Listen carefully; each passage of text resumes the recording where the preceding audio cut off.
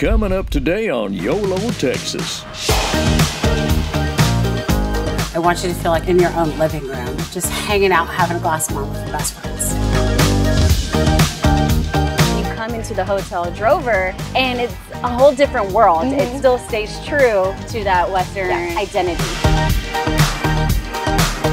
Christmas is always a wonderful time in Boerne. There's a lot of festivities. It's just a lot of fun. Join us on our trip across Texas.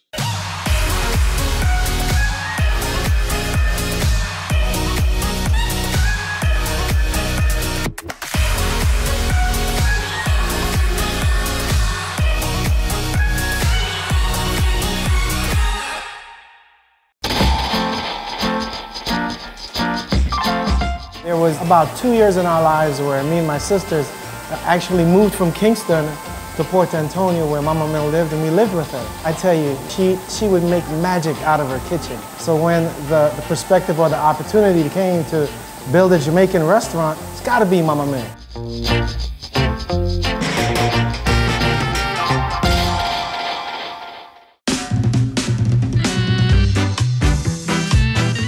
Walk in, you see the colors, you see the flag, you smell the smells. What can people experience when they come here? It is almost like getting on a cruise, and it lands in Montego Bay. Well, let me tell you, it's a lot cheaper than a cruise coming here, right? Yeah, that's for sure. So this works out perfect for us. Tell us a little bit about what's on the menu. So we have the jerk chicken, which has jerk seasoning in there. We have the curry chicken, we have the brown stew. On Fridays and Saturdays, we then carry the curry goat, which is another staple. Our oxtail is phenomenal. Do you think we can try some food now? Let's do it. Let's do it.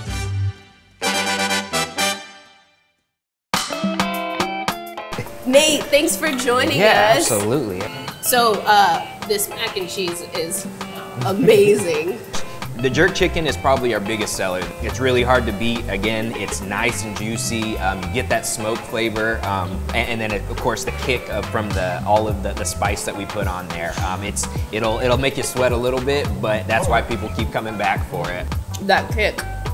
I can see why people want to come back for more and more. Next big one is, of course, the oxtail. That one, it's a hard dish to cook on your own at home, so we're happy to do it for everybody here. You know, we got something for everybody, depending on if you want something a little bit heavier or if you want something a little bit lighter there. Once you enter through the doors, that's when it changes. Make you feel like you're still in Cibolo, but something has changed.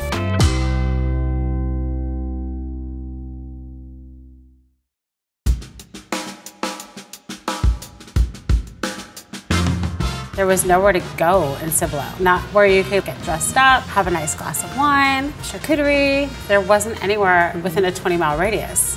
I want you to feel like you're in your own living room, just hanging out, having a glass of wine with your best friends.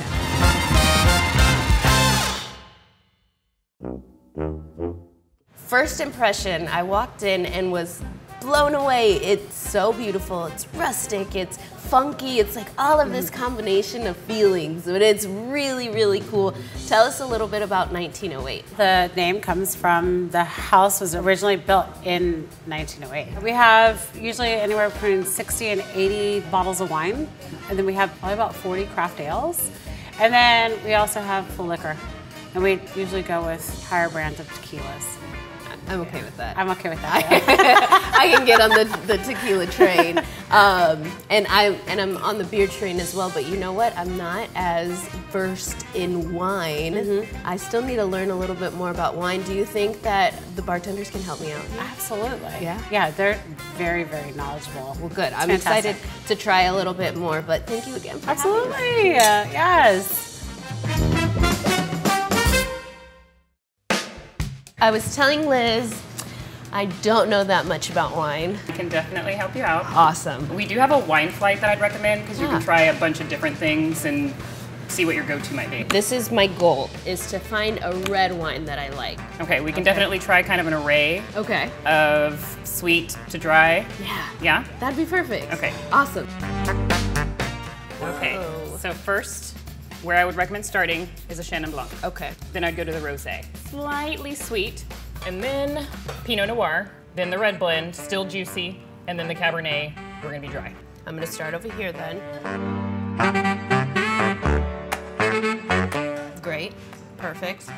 That's probably typically where I'm at all the time. Love that. I'm gonna be brave. Okay. The red blend here. I think I'm calling it red blend. That's my red wine. Good. Cheers.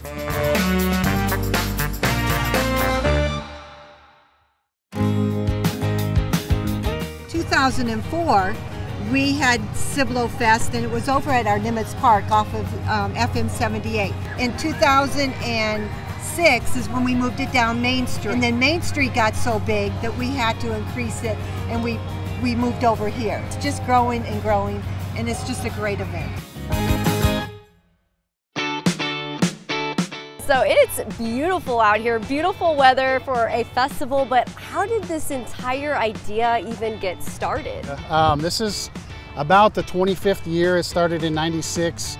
We had a couple misses, but it's really good to get everybody back outdoors and really enjoy the community. And what does this do for the community of Cibolo? Well, it allows us to band together and let our hair down a little bit and get out and just interact with your neighbors and get to know, the different small businesses all have booths here, and they really show the community that they care.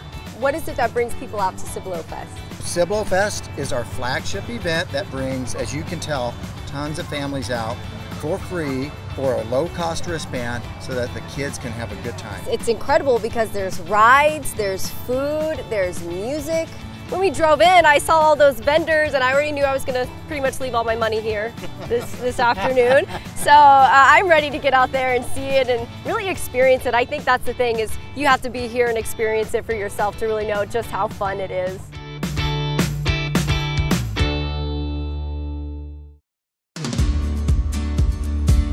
What's your favorite part about Cibolofest? Okay.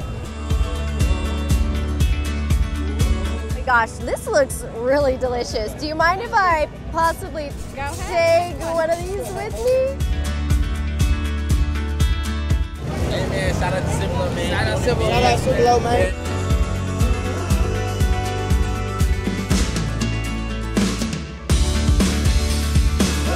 All right, all right. Cinnamon bun latte soap? It legit smells like a latte.